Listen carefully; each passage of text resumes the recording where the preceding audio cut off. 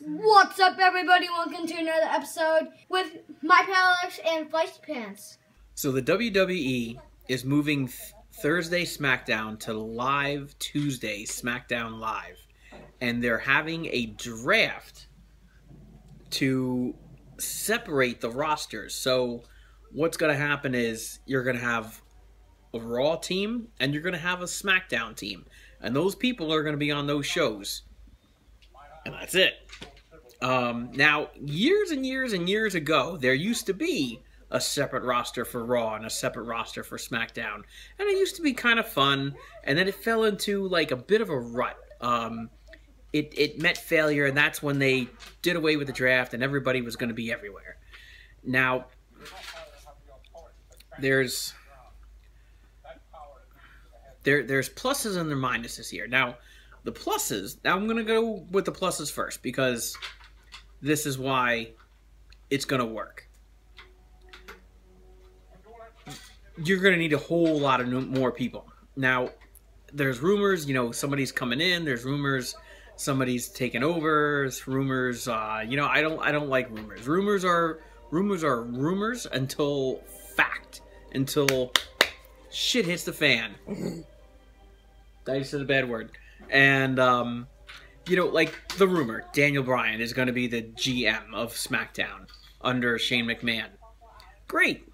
Let's see it happen. You know what I'm saying? Kurt Angle is coming back. Kurt Angle is like 100 years old. Let's see him come back. So the positive thing here, one of the big pluses, is that you can introduce a lot more talent and you can send that talent up a further ladder than one roster and like 100 people trying to fight for the same spot. You know what I mean? Like, you build a lot of mid-carders and then you get stuck in the stereotype that you're a mid-carder and you're like, oh, well, he's been a mid-carder all his life. You know, he's no title champ. You know what I mean? Like, you present a whole lot of opportunity for that hungry person who wants to take it. And that's the one thing that's going to work. You have a full roster of youth and talent at NXT that is just craving accomplishments. You know what I'm saying? All they want to do is something better. And the sky's the limit for them. Look at Finn Balor and look at Bayley. They're huge. They're huge. All they need to, when they hit the main roster, it's gonna be nuts.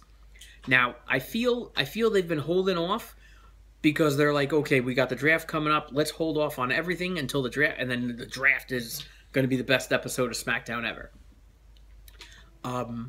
Which is great. It's great. Now, back in the day, they used to have separate pay-per-views and they had separate titles. So we could see, like, you know what I mean? Like if Dean Ambrose is the champ and he gets drafted to Raw, that title of his is only going to be on Raw. So what is SmackDown going to be the heavyweight title? Is there not going to be one? No, of course there's going to be one.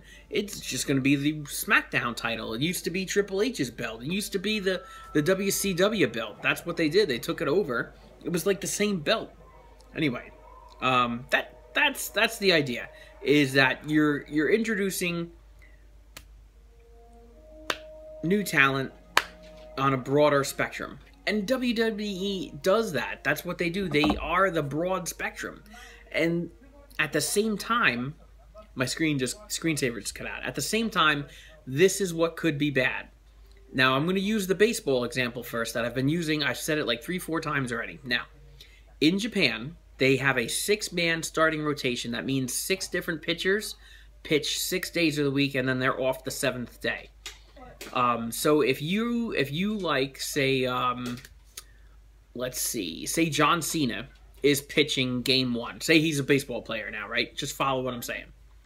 John Cena is pitching Monday. Dean Ambrose is pitching Tuesday. Seth Rollins is pitching Wednesday.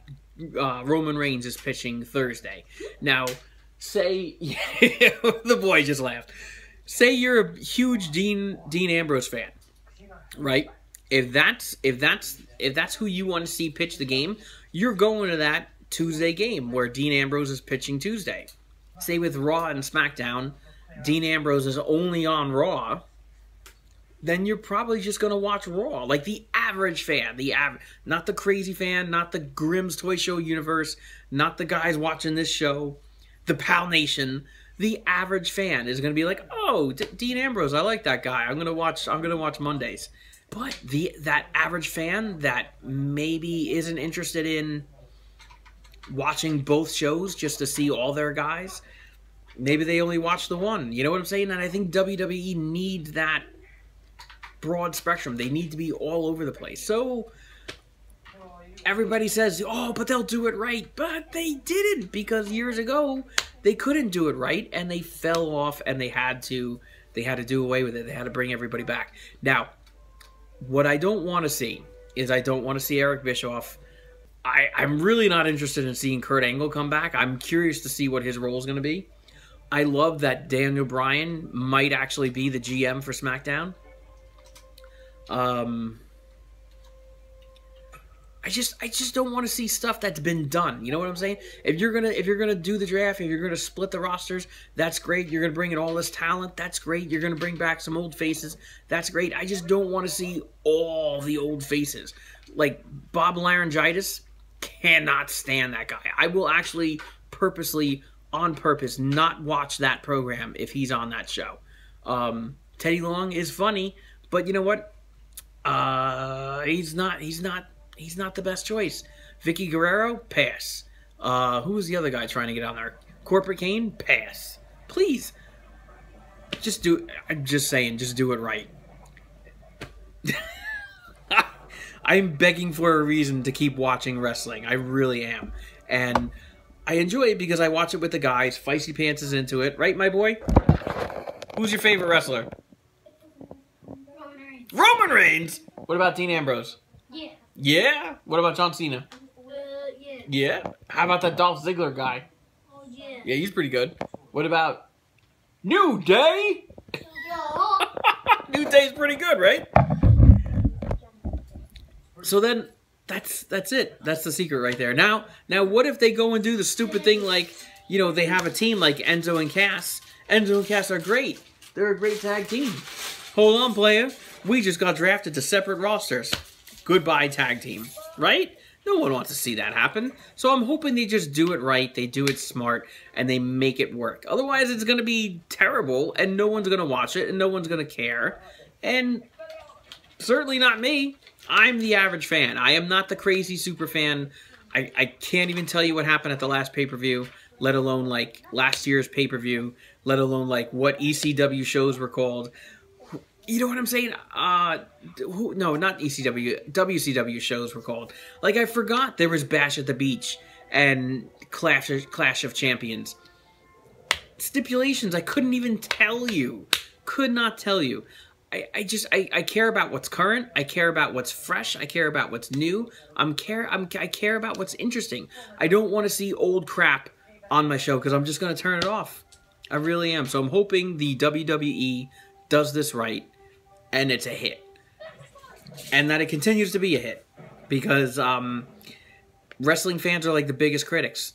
You know, I mean, like, look at me when I did Raw reviews. Grimm still does Raw reviews every week. Look what happens when he gets something wrong or if he forgets to mention one thing, right? You guys are all over his case. Exactly. You guys are the average wrestling fans. You guys are the super fans.